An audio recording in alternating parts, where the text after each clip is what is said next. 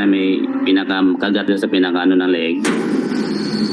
Tapos may mga parang kagat pero malalim yung pinakasugat. Walang mga dugo na ang kalat sa gilid. Wala, malinis talaga yun.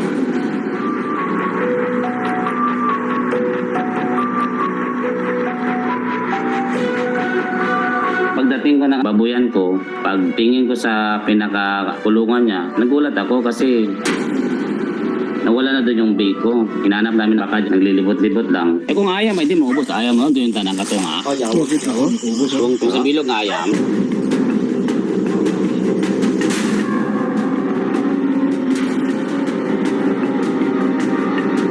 Pagdating sa mga 10 meter mula sa pinakakulungan niya, doon namin natuklasan na